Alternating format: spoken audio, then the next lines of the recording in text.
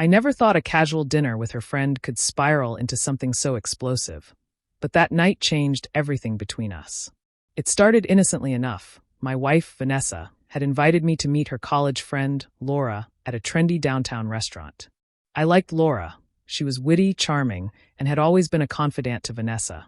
I assumed the evening would be lighthearted, just a few drinks and some harmless catching up.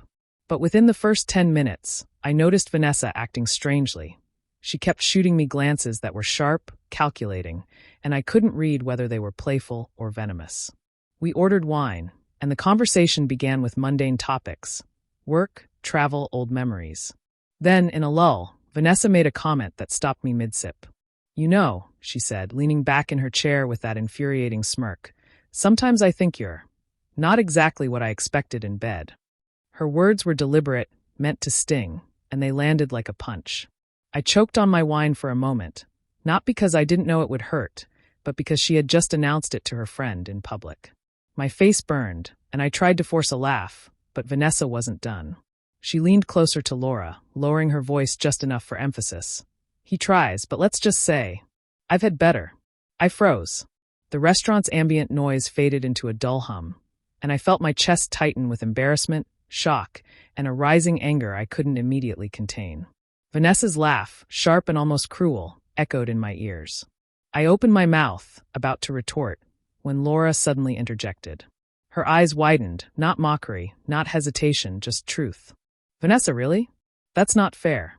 I mean, it's not about him, it's you. You've been impossible lately, and maybe the problem isn't him." The air shifted. Vanessa's face turned crimson, her fingers gripping the wine glass so tightly that it trembled. I hadn't expected Laura to defend me, especially not in front of her.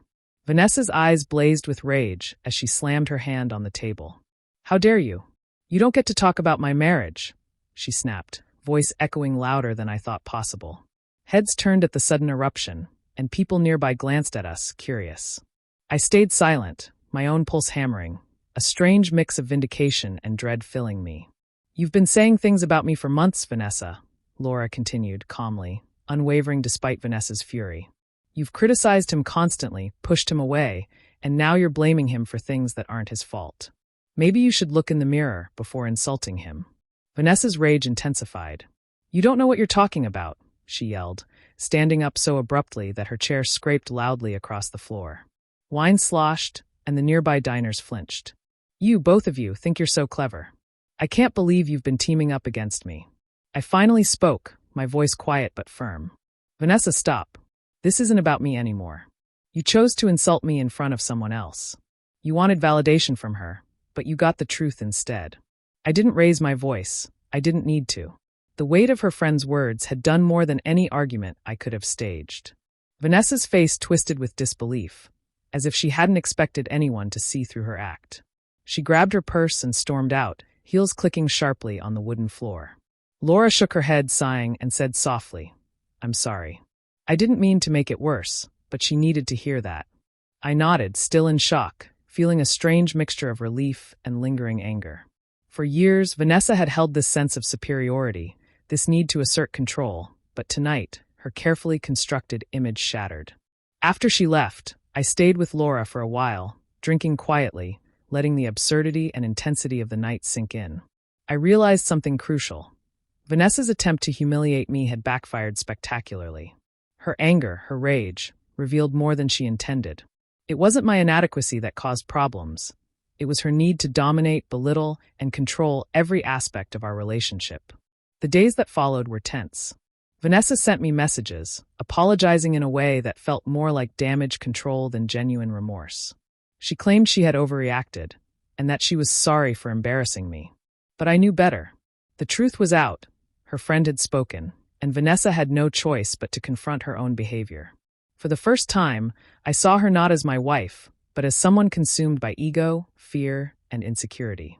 I started reflecting on our marriage, on all the times she had criticized, mocked, or belittled me behind closed doors. Tonight had stripped away the illusion. I felt lighter, stronger, and strangely empowered. Laura's courage to speak the truth had given me permission to finally see things clearly. I didn't need Vanessa's approval, validation, or affection anymore. Weeks later, Vanessa tried to reestablish a semblance of normalcy, inviting me to dinner again. I declined. I realized that respect and love can't survive constant mockery, and my self-worth wasn't negotiable. The night at the restaurant had been a turning point. What began as humiliation ended as liberation. I was no longer the man she could undermine at will, and the truth had set me free. Vanessa never understood that. She still saw herself as the victim, still tried to manipulate, charm, and dominate.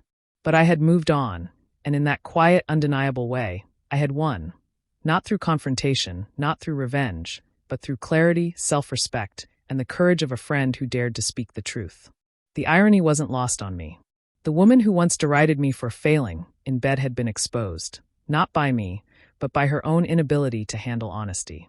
And in that, I found a strange, satisfying peace. The rage she carried left her vulnerable, and in the aftermath, I discovered my strength. I realized that some battles aren't won with words. They're won by surviving, observing, and refusing to play the role someone else writes for you. Vanessa's rage had been the catalyst I didn't know I needed. Her attempt to humiliate me became her own unraveling.